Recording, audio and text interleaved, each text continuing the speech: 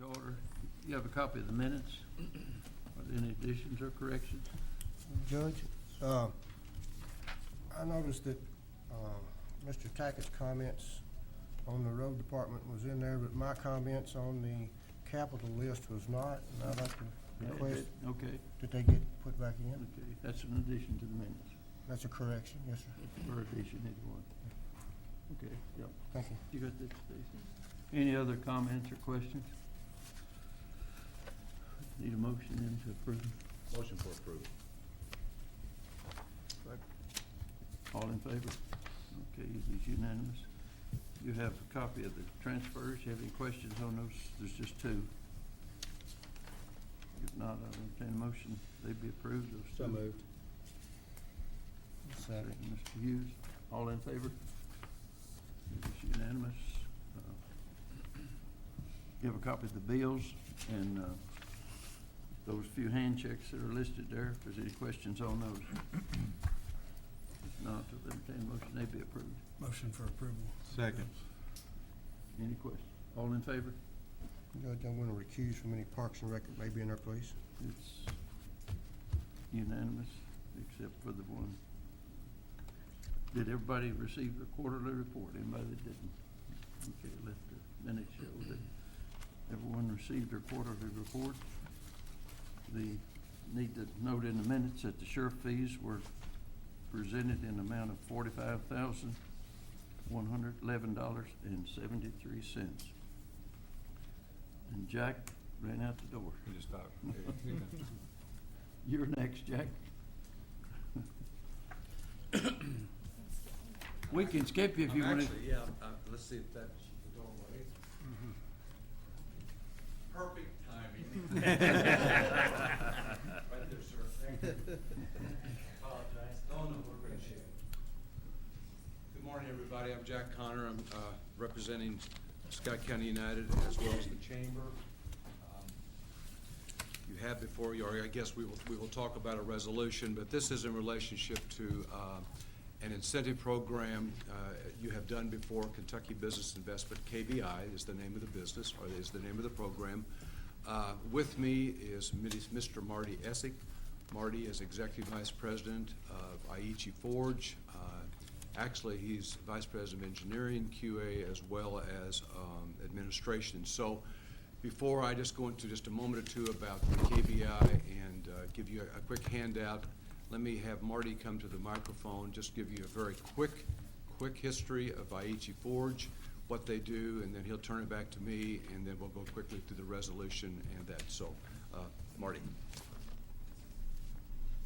Thank you, Jack, and thank you for the opportunity to present our company here before you today. Aichi Forge has been in Georgetown, Kentucky here since actually 1995. Prior to that, Louisville Forge and Gear was the name of the company.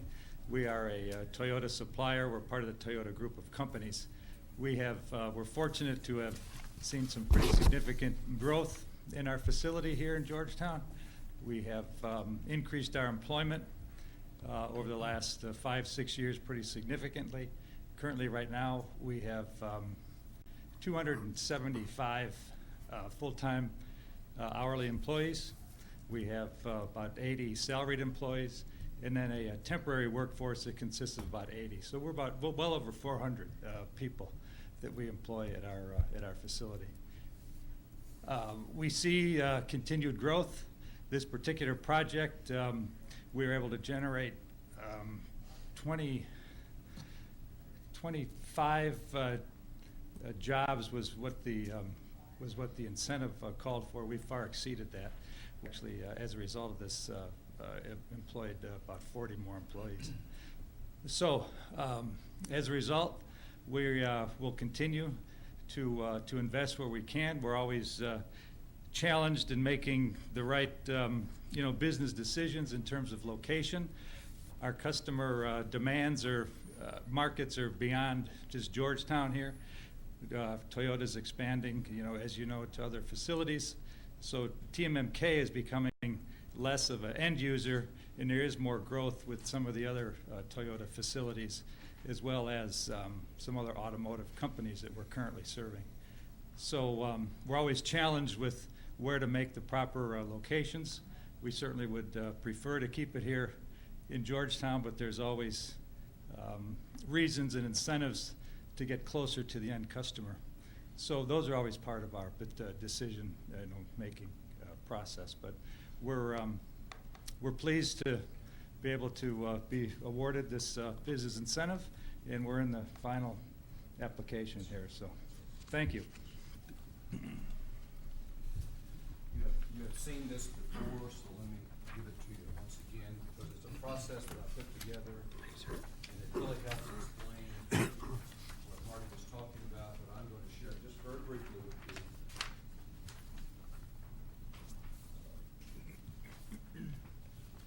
This is just the KBI process itself. And as Marty indicated, from Louisville Forge and Gear, I hope that Tom Prather and Judge Leslie remember that a trip that we spent. We went to Louisville and met with Jim Payton, the owner, the former owner of Louisville Forge before it was turned to Aichi Forge. That's quite some time ago. What you have in front of you, very quickly, this is, the incentive is for the fiscal court, because this company is in the county. KBI allows the fiscal court to give up 1/2 of 1% of occupational tax for only the new employees that we're referring to. And in this particular case, it's 26 that was approved back in 2011. That'll go for, as I said, for amortized for 10 years, i.e. it'll go for 10 years and then it comes off. What Marty said is so important to understand what their benchmark was when they began. And even though it's 26 jobs that's for KBI, as he indicated, they're already over 40. So that's important, so it continues to grow. It doesn't have any impact on you. But I want also to make it known that they continue, as they have continued to grow, we have not approved this resolution. You have not approved it. So even those new jobs, you have not been taking the 1/2 of, they have not been taking the 1/2 of 1% credit on KBI. So in fact, it won't even begin today. So let me go through this very quickly with you, and then I will wrap it up. Let me also say that the investment that was approved for the KBI was $5.5 million, not just the 26 jobs, but $5.5 million. So if you look at down my sheet here, the second one, local support letters, that was done in 2011. If you go a little bit farther down, the KITFA board, Kentucky Economic Development Finance Authority board, that deals with all the incentive programs, that approval was in December of 2011. Go down 2 more. Local support resolutions and ordinances, public hearing. Guess what? I gave everyone to everybody but Marty. So today, under local support resolution ordinances, that is today, prior to final approval, which can be up to 2 years, Scott K&I and the client presents. It's very critical that on this stage, the client is with me. If you remember that, we did that with, was formerly called Industrial Concepts when we came before you. It's now called Heartland Automations. It's very important for the client to be here to talk with you. So we have a resolution that we'll present to you today.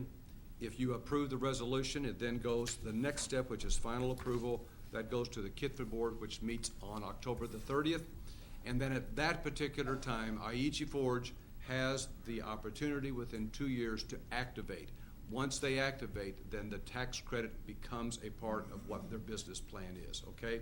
So we've gone all the way from 2011. They've hired, they've made capital investments, but you haven't given up anything until after they activate. So that's where we are today. I know Mr. Williams has the resolution.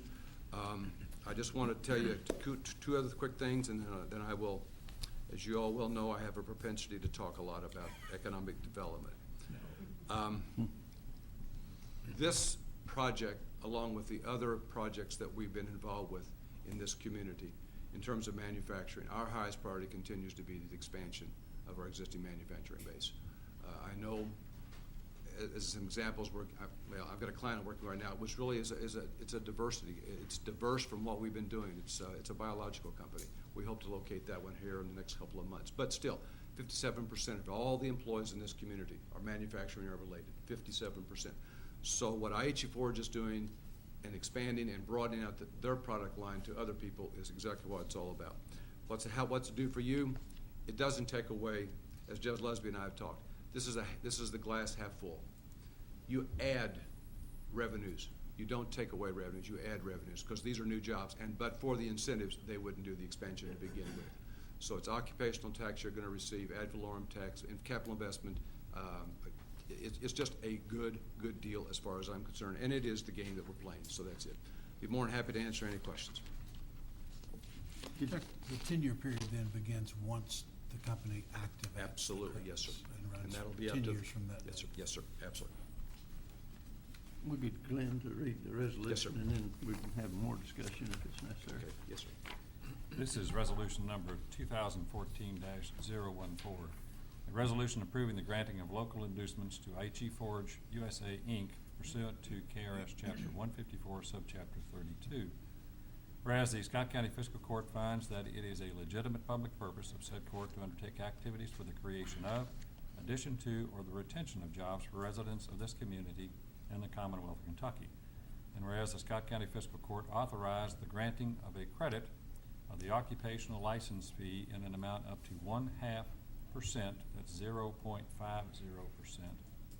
for up to 10 years for any approved company pursuant to the Kentucky Business Investment Program, and in accordance with tax incentive agreement between the Kentucky Economic Development Finance Authority and the company.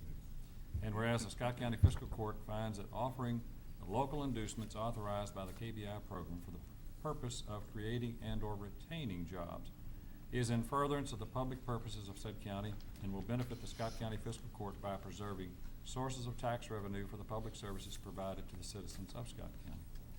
And whereas I.G. Forge USA, Inc. has applied for the benefits authorized by the KBI for its manufacturing plant located at 596 Triport Road, Georgetown, Scott County, Kentucky. And whereas the Kentucky Economic Development Finance Authority has preliminarily approved the application filed by I.G. Forge USA, Inc. Now therefore be it resolved by the Scott County Fiscal Court as follows. Section 1, that the Scott County Fiscal Court does hereby approve the granting of inducements to I.G. Forge USA, Inc. for a project more particularly described in resolution number KBI 1-11-18838 as approved by the Kentucky Economic Development Finance Authority on December 8, 2011, pursuant to KRS 154.32-030. Section 2, that the Scott County Fiscal Court agrees to forego the collection of 1/2 of 1% occupational fee that would otherwise be due it, which shall be retained by I.G. Forge USA, Inc. for inducements under the KBI program for a term beginning at final approval and ending no later than 10 years from the date of activation.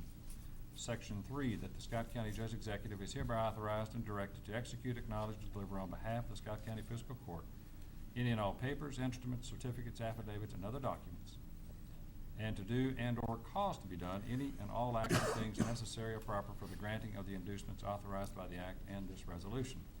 Section 4 of this resolution and the approved contained therein will only impact the eligible company's occupational wages and will not affect the net profits tax imposed by any local taxing authority, including the Scott County Fiscal Court. Section 5, this resolution shall be effective upon its passage and approval, and it's dated today. Any questions? Go ahead. I'd move approval of this resolution. Is there a second? Who seconds? Now, any discussion? It's, Chuck, this KBI program, the Kentucky Business Investment Program. Yes, sir.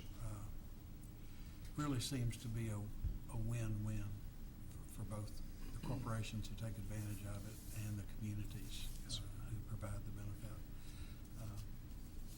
And we had a little indigestion over an earlier incentive package that was Yes, sir. broader than this, but looks like a win-win. We think so too, and it's been very helpful for us, very helpful for us. And it brings, as you know, it brings to the table, to the plate, so to speak, local governments, cities, counties. And in those cases, by the way, where there are no occupational taxes in counties, then the city and/or county still has to provide an incentive, something, whether it's building a road or building a sewer plant or something. So it's not like just because you have an occupational tax, others can't or don't have to participate. They do in some way, shape, or form. So, thank you. Any Yes, other sir. further Yes, discussion? sorry. Thank you, Jack. Marty. Appreciate what you've done. Thank you. Thank you. Judge, this goes back to what Mr. Prather just said. This incentive package obviously brought some responsibility back to local government, but it's local government that will benefit from these jobs, these folks possibly moving here, having good paying jobs, and it's a 10-year thing. So we not only get these jobs, we have a commitment of people moving forward. That's right. And that's very important in this environment. Yes, it is. Thank you all. Yes, sir. Any further discussion? I had one quick question. Yes, sir. The verification of the exhibits, does that fall back to KIDFA for the oversight? To the Cabinet for Economic Development and to the Revenue Cabinet. So there's a partnership developed between those two, obviously working with your local Georgetown Scott County Revenue Commission, but yes, that burden falls back to the state of Kentucky to verify, absolutely. And in fact, they'll do that on an annual basis to make sure that the job creation is there.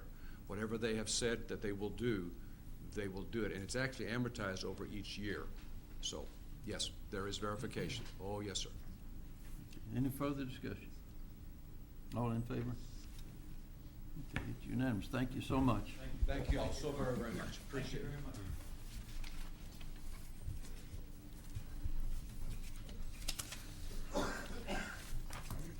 Michael, looks like Larry had to leave. Good morning, lady, gentlemen. I am Michael Humphrey. I am the operations manager of the Scott County Detention Center. Just reporting at the present time, we are over capacity, of course, in our jail. We've got about 104 right now. We've got about 30 on the circuit court docket today. Hopefully we'll get some of them out. Our numbers have been up for the last couple of years. The trend is still continuing. The only thing I need to bring up today, I think we've got a couple of contract reviews. We've included High Tech Enterprises. They're our technology group for our computers. We just recently obtained a new server. We're getting all the information, all the data from the old server onto the new one. I think that contract is, like I said, you all have approved it in the past. It's the same basic thing. It's just for this year.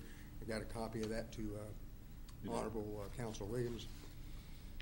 I don't know where you want me to go. This is just a little over $4,300 this year. The increase was maybe a couple $100 from last. It's pretty much standard. Also, we've got another contract with M&M Micro. They're the company that provides our software for our intake and releasing all the technical stuff you get when you get arrestees in. You have to keep all their information, their charge and all that.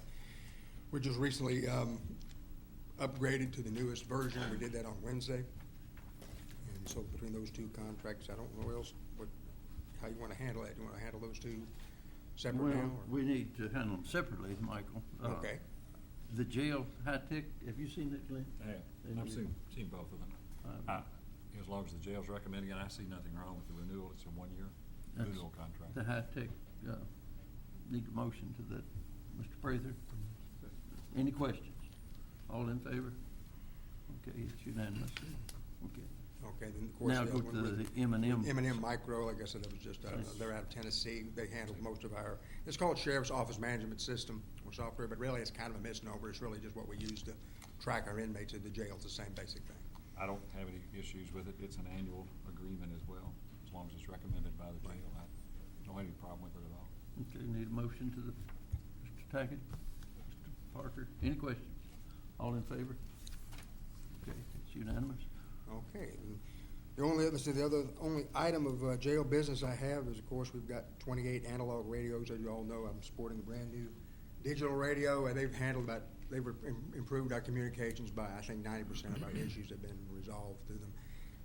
What do we do with the old ones? The old ones, the channels have been taken out, and now I believe we're going to have JR destroy the old ones. We just need to have them approved to be Declared junked. junk. Yes, sir. Yep. That's Okay. standard. Judge? Will you provide a list of the serial numbers to Stacy? I believe we have a list of that somewhere, I think. I'll have to double check with the major, but I'm sure she's got that somewhere. So, yes. Thank you. Need a motion to declare those. Mr. Hughes, any questions? All in favor? Okay, it's unanimous. Okay. I've got one personal bit of, or a couple of personal items I'd like to state before the court. As everybody knows, it's political season. I'm not gonna get into politics. I just would like to say that, I'd like to thank my boss, Larry Covington. Everybody knows he's retiring, coming up here in December. I want to thank him for his service to the community and for his guidance and professional interest he's taken in me. He not only hired me back in January 2000, he promoted me not once, not twice, but 3 times. And I appreciate the information and knowledge he's given me. Also, as has been pointed out in other places by the judge executive, this board is going to change tremendously. I wanted to take the opportunity as the captain of the operations at the jail to let you all know that I've sincerely appreciated working with each and every one of you all, and I appreciate the service and sacrifices you've made to your community. It's not gone unnoticed by myself. If I've caused you all any grief, I apologize for it. I know there have been days you probably want to choke the dog puppy out of me. But seriously, I do appreciate what you all have done for the community. We're going to miss some of you. Some of you are going to go on to other offices, hopefully. Some of you will go on to other things. I just want you to know that we wish you every success in your future endeavors. And if there's anything I can do for you now or later on, I hope you will not be hesitant to look me up. Okay. Thank you very much, Your Honor. Thank you, Mike. We have new hire at the animal shelter, and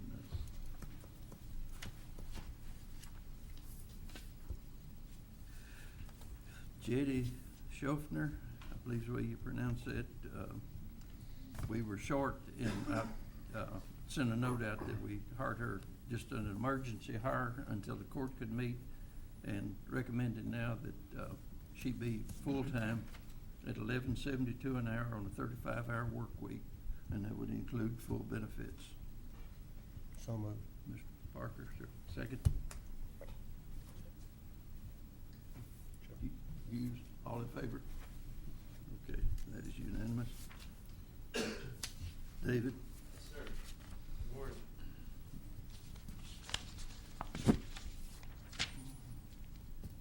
I have 2 paramedics I'd like to hire full-time.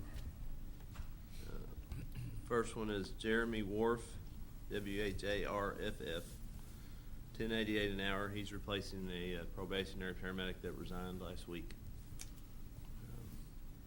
to go to another position in Lexington. And that'll be at $10.88. That includes 9 cents for his pediatric certification. And the second one is Jonathan Wheeler at $11.06. 9 cents for his degree, 9 cents for trauma, and 9 cents for pediatrics. And he's replacing Charles Harris. And just a note on Charles, he's been with us since the early 90s. His family and home is in Harlan County, and he's been offered the position back at home. In fact, he's going back to the department he started with before he came to us, and for personal reasons, he resigned to go back home. So I'd just like to thank him for his service to the county. Even though he resigned, he's been with us quite a while. And he was an assistant supervisor, so I'm going to be replacing that position as well shortly. So Jonathan will be replacing Charles, and Charles would request to remain part-time. And both those will be full-time with benefits. Yeah. Those are the 2 full-time. You want them separated or both together? Together's fine. Need a motion? Move approval of both Both of of the 2 hires. Mr. Prather, is there a second? Chuck, all in favor? Okay, it's unanimous. And then on the part-time side, I have 3 paramedics and an EMT. We've lost a couple of the resignations, and in fact, 2 of the ones we hired part-time a month or so ago, there were some background issues on those, so we have to replace those on the list. So I can do the 3 paramedics together if you like, and the EMT. Go ahead. Caleb Morris, James Riggs, and Tarla Thomas at $15.50 part-time. No Are they benefit. paramedics? Paramedics. Any questions? Need a motion? Motion for approval. Mr. Lyons, second. All in favor? Okay, it is unanimous. And then an EMT, Anthony Rios, RIOS, at $12.50 an hour. Full-time or part-time? Part-time. Part-time.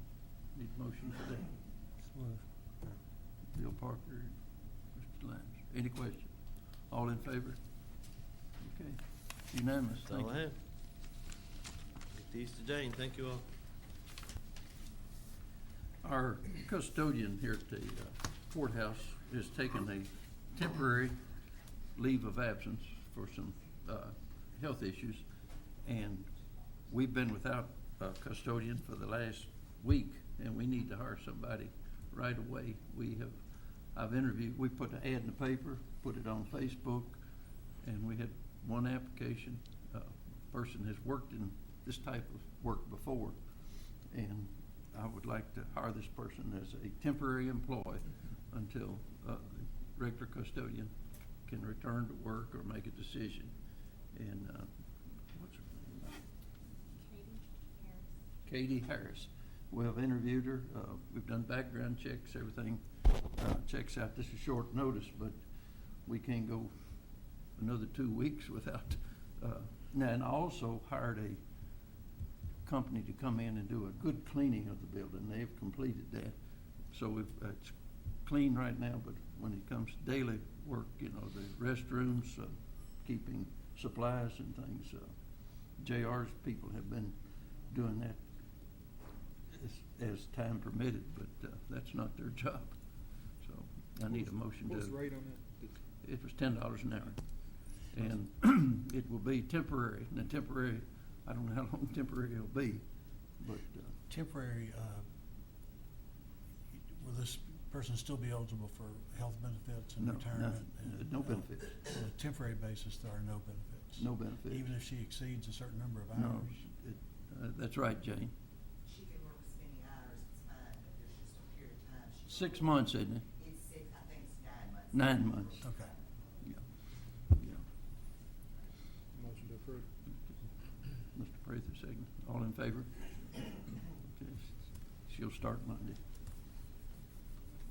We had a question come up about the use of public access channel, and Glenn has had the opportunity to at least make several inquiries into this, and I'll let him explain where we are and then the decisions we need to make. Based upon the court's request and direction, I did in fact contact Honorable Rich Ornstein over at CAECO, and I think I've provided, or Ms. Hamilton's provided everyone a copy of Rich's response. First of all, let me point out that I owe Mr. Ornstein a debt of gratitude for the amount of research that he's done, as well as Andrew Hartley from the city. I immediately contacted Mr. Hartley after our meeting a week or more ago and asked him about the franchise agreement. He looked into that, has provided me some insight, so those two gentlemen get the credit, not anything that I've done. What it boils down to, a couple of different issues that were brought up at our last meeting. First of all, you know, is there anything in the franchise agreement that might limit the use by any organization for that fact? Secondly,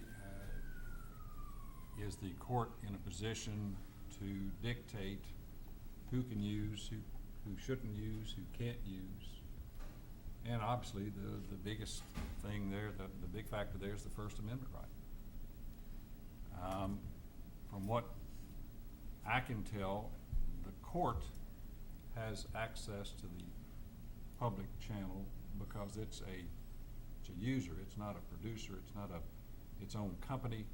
There are, from what I have been informed, there are municipalities that have either had some type of contract with a nonprofit organization or with a university or a college or some other institution to run a public access channel, which would then broadcast not only your governmental sessions here, or like the city does with city council meetings, but it could put on all kinds of programs, I would assume. We're not necessarily in that particular position, and we're not contracted with any organization or any entity on a nonprofit basis that would be able to run a channel or a station, so to speak. Based upon what I have been able to find and the information provided by Mr. Ornstein and Mr. Hartley, we can't pick and choose if the court deems that one organization's allowed to use it or authorized to use it, then I think it opens it up to all kinds of organizations, and should. But with that, carries the incumbent responsibility to have personnel here, in my opinion, to operate that particular channel or the equipment. You'd have scheduling issues. You'd have to really put together an in-depth policy. Should be a policy, should be procedures, should be some limitations, although you have to be real cautious with those. You're not going to be able to, in an absolute situation, restrict content, restrict opinions. We're not here to do that. So it basically boils down to, if the court authorizes a requesting organization to utilize the fiscal court room and the public access channel, then I think we're gonna have to be prepared, or the court would have to be prepared to open it up to all kinds of different groups and organizations, and then develop a policy procedure, have something put into effect where we're gonna have personnel here to operate that equipment like we do each court day. Or just take the position that we're not going to do that. So it's not my decision, not my recommendation one way or the other, but those are the two things you've got to choose from what I gleaned from the research that Mr. Ornstein's put together, the insight from Mr. Hartley, and from what I can read as well. Glenn, having read the letter, it seems that not only the public access, but public use of the building That's correct. is entailed in this decision or brief as well. You'd have to provide the forum, it would look like to me. But even to allow public meetings in this building, if you allow one, you must allow all generally. Is that, I read it that way? That's a fair statement.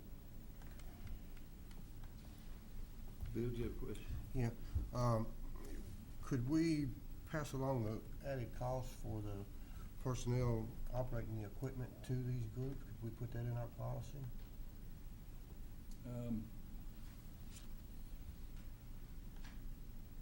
Possibly. Yeah, that might be. I didn't ask that particular question, Bill, but that again goes back to what you develop as a procedure or policy. And I think you can do things and place limitations as long as it's not deemed an infringement. And that's a broad category and a large category for businesses. Now, are we talking Well, about, just a second, go ahead, are Bill. we talking about all groups, or can we define political groups? I don't think you can Don't restrict. can't- okay. No, and that seems to be, Andrew was kind enough to give me a treatise coming off of Community Media Review, and essentially it says, and it works both ways, it says political programming cannot be treated any differently than any other programming on a public access channel, but the reverse of that works true too. Okay. And since, in essence, we've already allowed that, I mean, can we change that now? Or just set policy? Good question. If there's been forums here, it was probably done without a policy, without a procedure, and it's never come before this body before. So Right. you're gonna be setting whatever precedent it is today. Well, my thought process is, there's two issues. There's one, the building, which is, as far as I know, there's been at least 3 political groups that have used the building for meetings whenever they needed it, and I think that's good. It's the people's building, and they need to use it. And I think as far as the television portion of it, I think that's maybe only happened once that I know of. So,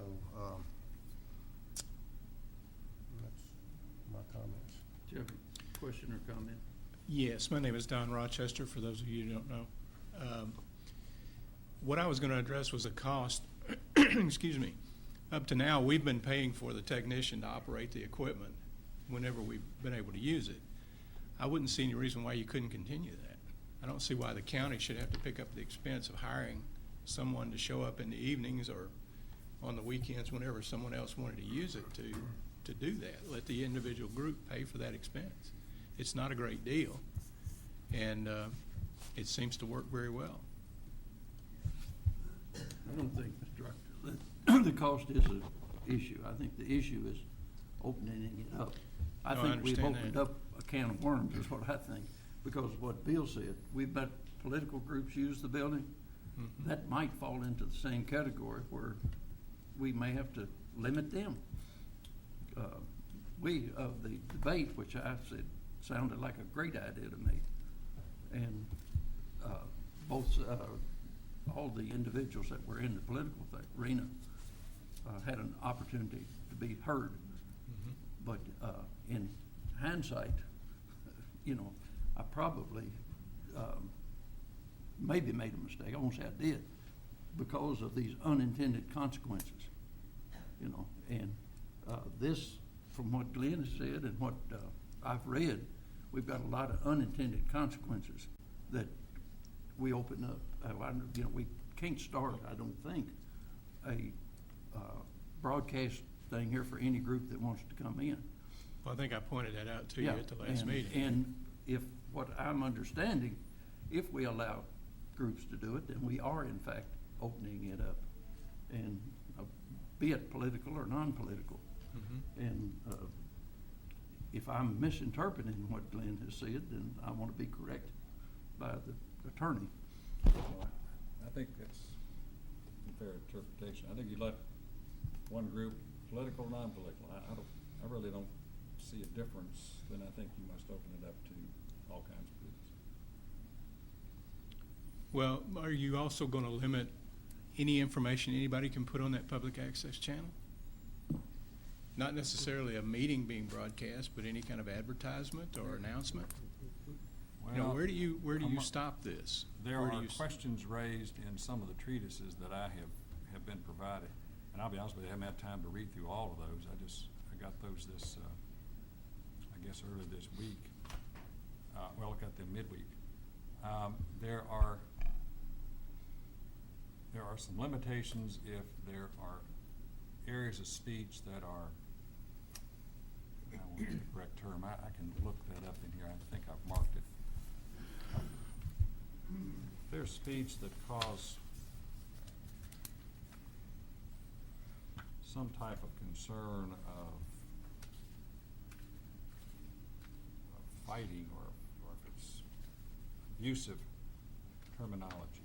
There are some limitations you can place on that. That's not necessarily protected by First Amendment as I read some of this treatise material. Sure. So those, to answer your question, can there be some limitations? I think there can, but you have to be real cautious as to what they are. No, I would think you would have to, because you do get into a First Amendment issue. Yes. And I wasn't even trying to get into that territory. I didn't even want to bring that up.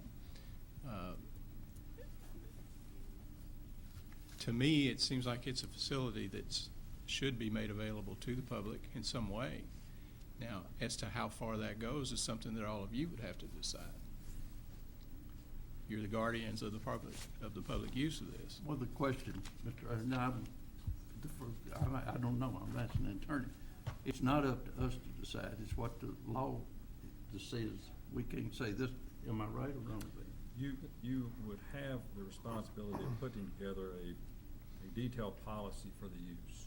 Well, If you'd you have to brought that up. determine what categories of use you're going to allow. I agree. Can you do that? Well, I think that's gonna be the big area. You're gonna have to open it up fairly extensive, in my opinion. You can't restrict it to just political organizations or. I'm not even debates. talking about organizations. I'm talking about is it going to be just posting an advertisement like a billboard, or is it going to be public speaking, or Well, you've still got a lot of areas you could cover with that. Yeah, and And there's it is a some- public access channel. There's some information in here concerning commercial speech too. and how Right. That can be limited, so. Yeah. It's just part of the process. And the question for us is not what's on the public access channel, it's the use of the county facilities and equipment. I mean, isn't that a different Yeah, issue to me? No, I think it's going to be both. Because when you, how do you do one without the other? How do you Well- allow someone to use this without them being some particular group? We're a user of that. We're not necessarily a station or a broadcast area. And that's right, that's true. And we're being afforded the opportunity to have the equipment present and broadcast the meetings like we have today. Which, I If hate to do we this, afford 'cause- folks to go to a procedure and to establish policy where all kinds of groups can utilize the public access channel through these facilities, then we're running a station. That's true. I guess in a way, the question becomes, are you gonna decide who can assemble here and who can't? I think until we have a policy, we may have to limit any access until there's a policy in place that will either allow everyone to gather here or allow no one to gather here. I think, possibly mistakenly in the past, we have allowed this going forward, and since this has been brought to our attention, now we need to formulate a procedure to go forward. But right now, from what Mr. Williams has said and Mr. Ornstein has sent us, I feel that we may have to limit not only access to the public access network, but access to the building itself. So is that your judgment on this, or? Bill, do you have a question? Well, I just had a comment. I mean, and I don't think you made a mistake by letting the folks use it for the political debate or whatever, and I don't think we made a mistake by allowing the citizens of Scott County to use this facility. This is their facility. It's gonna be a little inconvenient, and it's gonna be challenging to come up with a policy that will allow and protect the citizens of Scott County to use this facility, but this is their facility. We owe it to them to be able to use it. And yes, it's gonna be challenging, but it needs to happen. What happens if someone, let's call it a hate group, wants to use the facility? It depends on what we can legally do Yeah. and what our policy says. If they got the same rights, you Sure can they do. allow it. We will, in Well, my things opinion, stand- we will do whatever we can legally do to let the people of Scott County use this facility for, and I don't know if we can, use our judgment as to what positive items are, but, the people, this is the Scott County people's building. They need to be able to use it. They need to have access to the channel. We need to communicate with the citizens. And like I said, it's gonna be a challenge, but I honestly think it needs to happen. And I want to add that the kinds of programming that I was talking about doing, and I don't mean to sound like a television network when I say that, but we're not always politically oriented. You had Jack Connor here earlier. One of the programs I'm trying to put on later, or around the first of the year, is a program with him addressing our group and talking about economic development. That was also a program that I was hoping to broadcast on this and put on this channel so that the entire county could have the benefit of seeing that program. So it's not all political. Could There he is not do that at a regular fiscal court meeting? Pardon? Could he not do that at a regular fiscal court meeting? That would be up to you all. Yeah, I mean, yes, I think he can. He has done that. Not at Well, one this was particular- just a program that I was going to have for our group, but I was going to broadcast it for the benefit of the public as well. Well, but he has done that in the past. Yeah, Several but my times. point being that it was a nonpartisan act. It was not meant to be a party related necessarily. But that's the sort of thing that I had intended to use this for on occasion. Not every meeting, but on occasion. As part of the original setup in this, and when we went back to our first terms, the purpose even for it all to be brought up was to inform the public of what's going on in their government, and in our case, in their county government. It's gone over and beyond that, I guess, so, but that was the intention. That was the main focus, was people to have a chance to see what was going on in their county government. We've grown a lot since then, a whole lot, so I guess these issues were about to come and form. But at that time, and I'm looking back, I don't even think we had any kind of consideration of other sources using it other than government. Well, to your point, candidates that come up here and address our group are talking about issues directly related to the particular office they're running for, and they're also public interest, because they're bringing out points about what's going on in government that you people are not talking about in public. unless you're running for office. So you could look at it the same way, that it's a public service also. Mr. The way, Taggart. the way that I personally looked at it at the time was the fact that people have a chance to view their government in action. Not necessarily give their points of views on any kind of issues or anything, but to see their government working. The public had every right to come to meetings. They had the right to stand in front of the microphone. We listened, we make judgment, and that was the part to informing the public. We've had times when we've been on the air, and because of things that were brought up from both sides, we had people come from the outside to come into the room to approach the subject, which was an outreach. But that was, again, the main intent was to let them see what's going on, let them to react. But again, it's gone beyond that point now, and I don't know what other recourse is, because if you're opening up the doors for entities that most of us may not want to see, or, you know, I know people can say, well, you can always turn the channel off. But again, if the main intent was for people to be able to watch their government in action. No certain party, because we got all parties represented here, and it got down to the point where the public could speak from the podium. But time changes. No, Chuck has a question. Lynn, if there was a liability issue that did get on public network that was totally out of line and whatnot, those repercussions, would they come back to this body to be responsible for that? Gosh. I don't know. Somebody would have to be responsible. That would have to be determined at some point. Yeah, it's like any other suit that you look at, or potential litigation. I guess you could always be named in it, whether the county would ultimately be found responsible for content-based material that aired on the public access channel through this room. That's a totally different story. You've still got some sovereign immunity issues there, and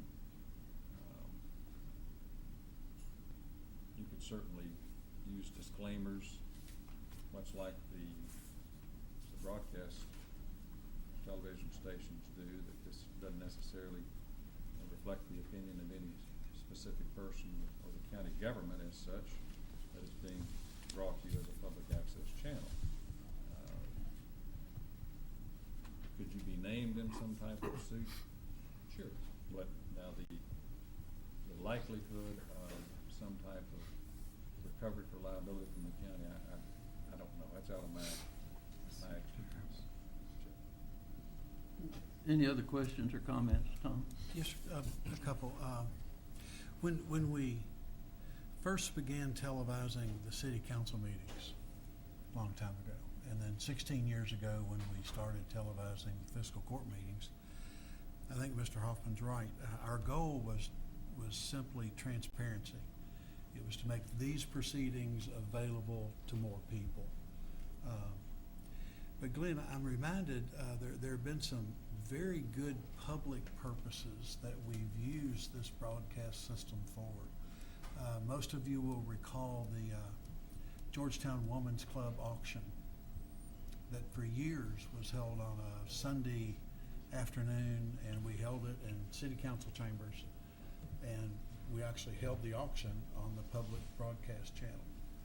And folks, it was like a telethon, raising money and selling items. So obviously a public purpose, but not a specifically governmental purpose, but was used for great benefit to the community. And I want us to keep those things in mind. I've long wondered if we might be at a point in our growth and evolution of how we use the broadcast opportunities. If we may want to consider at some point a broadcast authority, another interlocal judge that may involve city government and county government, to make sure that we're providing the best possible content of governmental meetings and the opportunities for citizens to interact via the cable channel or via telephone with those live meetings. We know that sometimes these bodies are asked to meet in larger venues where we accommodate a larger crowd. We've met at the college before. We've met at the extension office before on issues that had a lot of public interest. And it would seem that in addition to the question we're discussing now, can't we extend our broadcast capacity to include those other venues? So that we do have this specific issue before us. But it's also an opportunity, I think, to look at the broader question of what we want to provide our citizens in the interest of public information and public process. But we still go back to that core question of transparency and public purpose.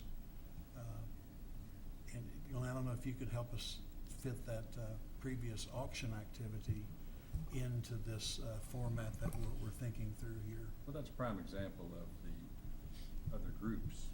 I'm not categorizing anything, just another entity being able to use the public access channel.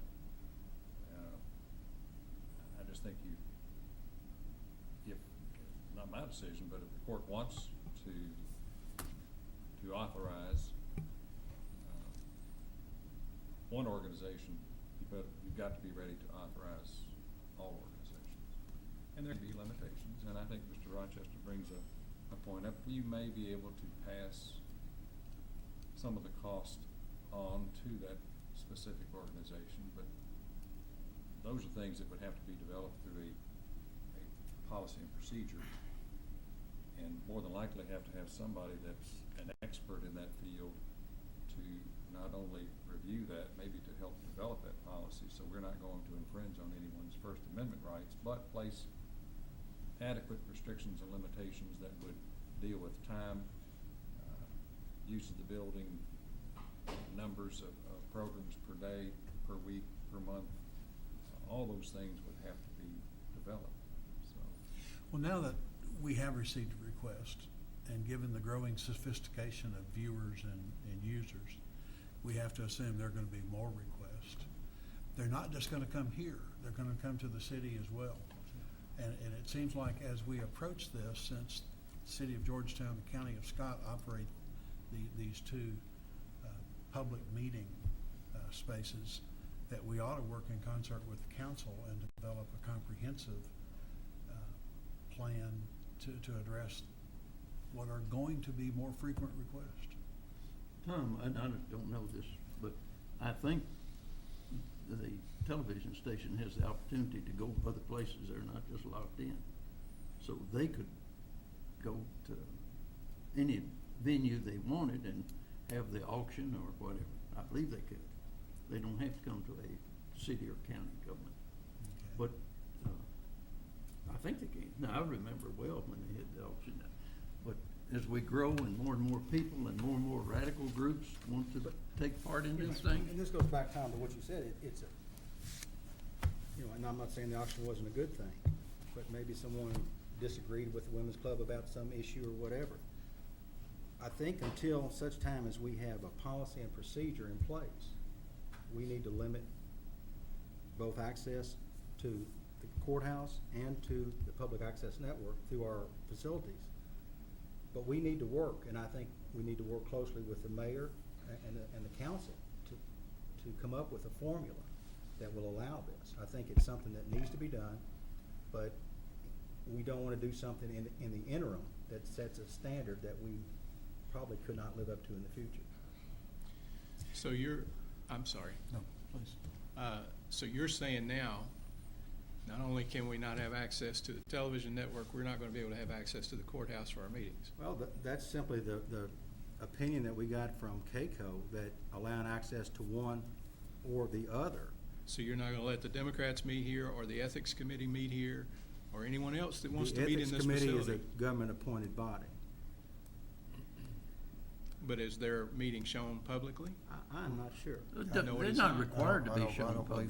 believe it is. It's And not, then, but But there obviously. again, I'm asking, where are you going to cut this off? I think you can separate the two.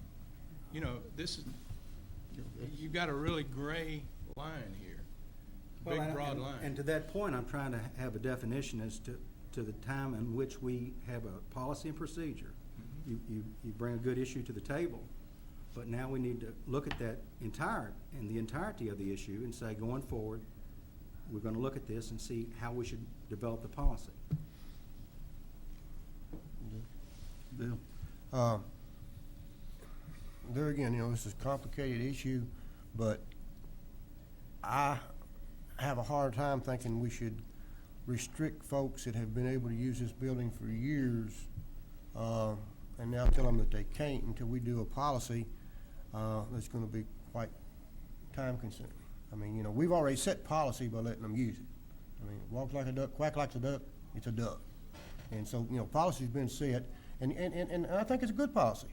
The citizens should have access to this building.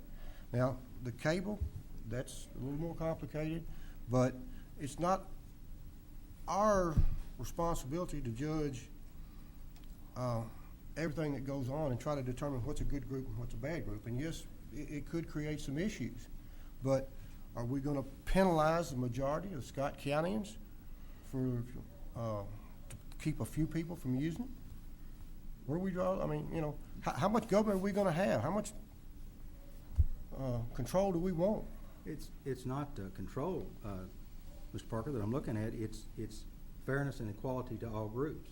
Right, and we can set up a policy that would do that. I don't think you can set one as quickly as this particular request would need to be done. Oh, I agree with that. I mean, I think, this policy I see taking, several months. I don't think that anybody on the court is gonna say, tomorrow you can't have your meeting up here. I don't believe that's. I mean, we've got one scheduled I for don't the know, 21st. Judge. We have an opinion. Yeah. We have an opinion. We asked for an opinion Yeah. from KCO, and we've gotten it. Now, are we gonna follow it? I know, That's the other part of the issue. The county building, the extension office building, they have set policies against that, which we could piggyback on. And, Al, you on the committee? Theirs is strictly, it's, no partisan events are allowed there that would favor one side, one party over another. It's political forums are held there as long as it's open to both sides, debates or measure the candidate sessions there, but no, it's a little bit different because there's no partisan functions allowed, which is a little different from this.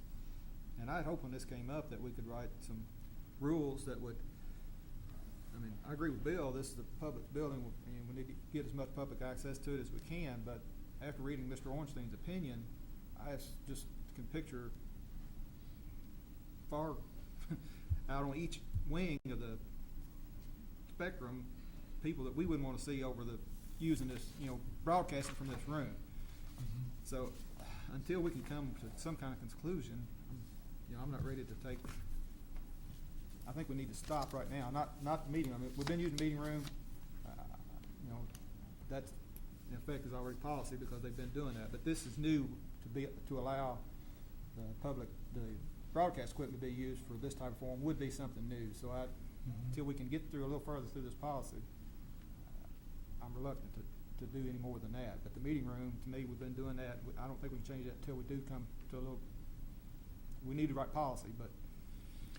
Well, I agree with you. I don't think you're threatened as far as how the room is used for meetings.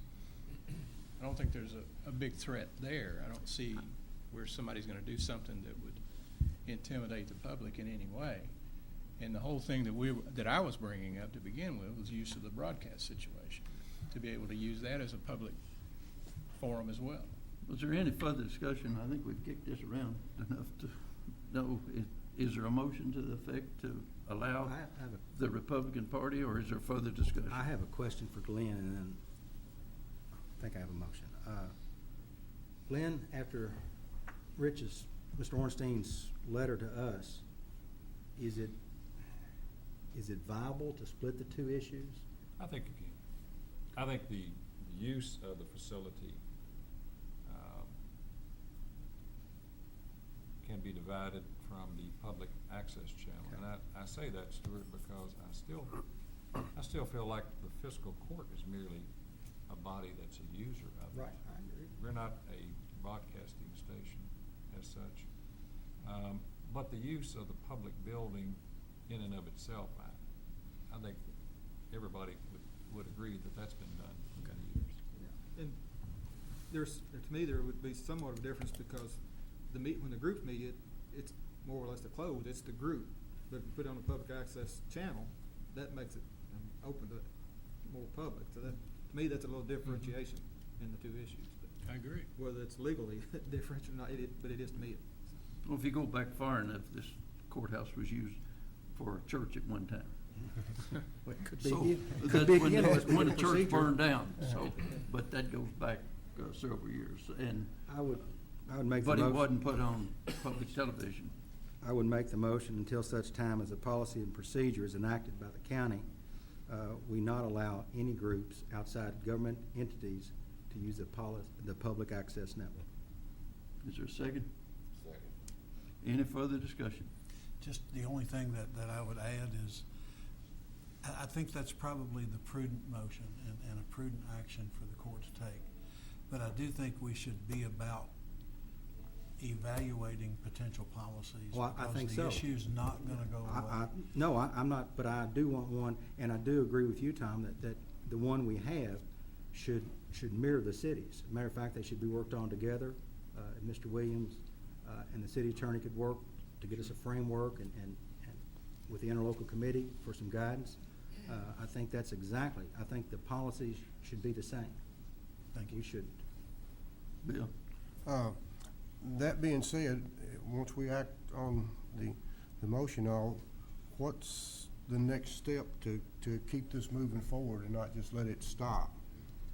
As far as getting the city and the county together, and moving forward, I mean, if It'll be like the rest of the interlocal process. It'll be like making sausage. Mhm. And we'll have the city attorney and the county attorney get us started with that. And then I hope that the interlocal committee can get together and continue to hash out what's going to be, it's going to continue to be an important issue. Okay, so once we do the vote on this, then who's taking charge, I guess, to coordinate the city and the county to get Well, the we have an attorneys together? interlocal committee now, and we'll continue to have an interlocal, what Tom said. Okay, so they'll add this to their agenda and We start can working certainly- on it? Yeah, we Great. certainly can. And you'll have public hearings on this as well, I assume. Every meeting is open. No, I mean Yeah, well, specifically certainly. toward this issue. Yeah. What we have done in the past, when we have an interlocal meeting, public is allowed to speak and answer questions and so forth. That's Okay. been the policy all along. And in fact, that being a public meeting, a governmental meeting, it could be televised. Agreed. Wouldn't you agree with that, Tom? Yes, sir. Yes, Yeah, because it's a governmental. Many of them have been recorded in the past. All of them have been recorded. Whether or not they've been televised, I'm not sure. Yeah.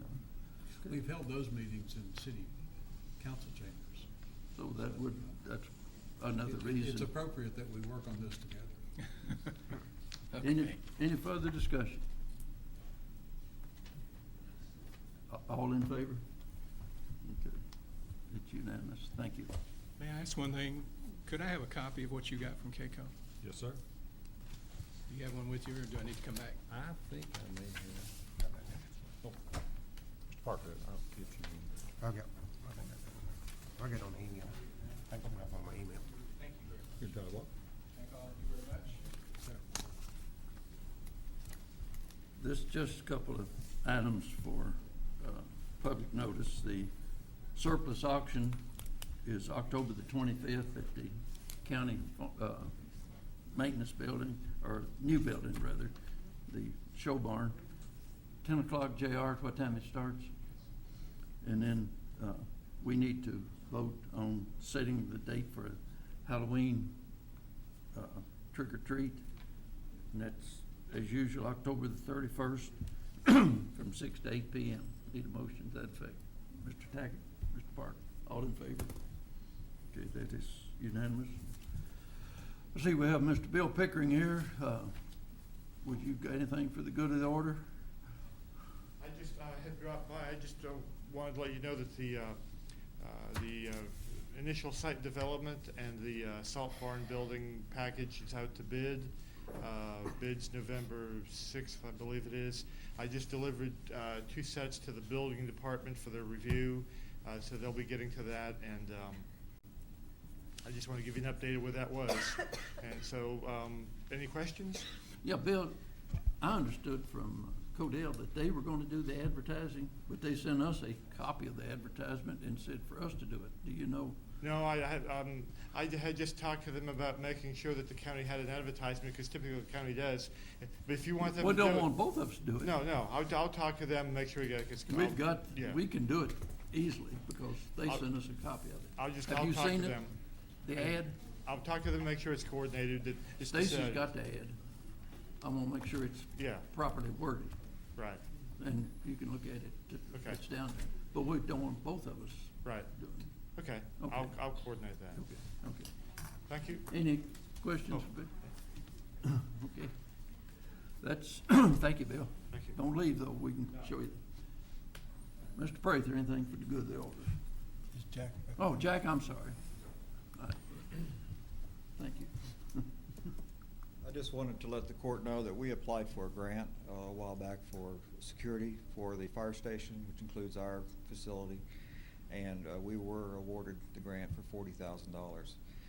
So we will start the process on that, but it's going to go towards keyless entry, cameras, new cameras, and some other access as far as enhanced security as far as like on windows and doors and so forth. So we'll proceed forward. Very good. Thank you, Jack. John? Yes, sir. I have just a quick request for training last part of this month to the Miami-Dade County Medical Examiner's Office, 3 days of training, 3 nights, 4 days. Request the court's permission. I do have it in my budget. Where at, John? Miami-Dade County Medical Examiner's Office in downtown Miami. It's out of county, so. And it's first training I've Just, taken in a little how many while. people are going, John? 2, myself and a deputy. Okay, you had a motion by Mr. Hughes and seconded by Mr. Parker. All in favor? It's unanimous. Thank you. And also would like to advise the court, we've had a record number of deaths this week, as you know, and I'd really like to brag on the emergency medical services here. Ambulance and fire department has helped me tremendously. I don't know what to do without them. Like I said, with that many in that short time. And we had one of our magistrates help out quite a bit too. Yes. Tackett, so Yes. he needs to be recognized. Always does. A question, John. Yes, sir. Do they ever have any of these in January in Chicago? I just No. was wondering if If they do, I don't recall. if they have any of these conferences. I was just curious. No, they try to schedule them. I was just wondering. Yeah. A whole lot of us work. Yes. All right, John, enjoy your Thank you, sir. training. Thank you. Bring back notes to present to the court. There'll be a 10-question quiz. Mr. Prather? Just, Mr. Goble kind of said the right words. It's been an extremely difficult week for our community, and that's being felt by a bunch of families, and our first responders have, they're always there on the front line. Appreciate it. Mr. Alden? Yeah, just to back that up, the road department, emergency services, law enforcement, coroner's office, all of you did such a great job during the week, and thank you. Bill? I just had down here to, let everybody know, I think everybody knows that we did have the 3 families that had family members they lost this week, and I'm just gonna ask to keep them in their thoughts and prayers, and along with all our folks that respond. One of the things that we sometimes overlook, the emergency services, the road department's emergency service right. too. They're out there. In fact, I think JR was one of the first ones to arrive at one of the tough situations. So it's a teamwork, and it's the city, the county, the state police, all of these groups working together certainly. And Jack's group, it's really makes you feel good that we have this kind of service. And the sirens, I've had more people say that those sirens worked great, basically what they're saying. I mean, We didn't they have heard any 'em. trouble hearing them over at the college. They heard 'em. Stuart? Just to echo what was mentioned by Mr. Prather and Mr. Hoffman about our emergency services and all our folks who responded so well this week to all the dramatic events that took place. Positive thing, First and Second District are happy that the new section of the bypass is open and working. And I think when they do a traffic count, they will find that the numbers are there and above. You know, just have to think about it. When the two ambulance people got up and left, and John, you got up and left, I thought we were in for another one. Thank goodness you came back. But John, certainly we don't want to overlook the No. great job Well, that- and that under such trying circumstances that, but that scared me when I saw you leave. Thank goodness you came back. Alvin? Sure. Just a comment, Judge. I appreciated hearing those sirens come Tuesday. Being part of what took place Tuesday afternoon was the hardest day I've ever spent in my life. To see a little pass away in my hands like that, that's tough. One of the things, and I'm glad you mentioned it, the trauma that people have, that go into these situations, have to live with that, not while they're there, but for the rest of their lives, many of them. And dealing with that is a hazard that we often overlook. Think, well, they did their job and they got it over. And it doesn't work that way. It goes on and on and on. And I know, Chuck, you'll have that 20 years from now. You'll still remember it, as these officers and responders do. So it's tough thing. And we certainly respect them for that. Lynn? Nothing, Your Honor. Stacy? Yeah, I just wanted to say, to add to the minutes is fine, I'll do that, but I looked back in my notes, and Chuck's comments were in closing, and your comment in closing was about the 5K, and I did put that in there, so I'll add it, but to compare it to Chuck's getting in there and yours not, that's not fair. Well, but I thought he mentioned that prior to that. No, that was in closing. Okay, and then, we'll just watch the tape and what I said, just put in there. Yeah. It'll be Any fine. further discussion? Being no further business, we stand adjourned.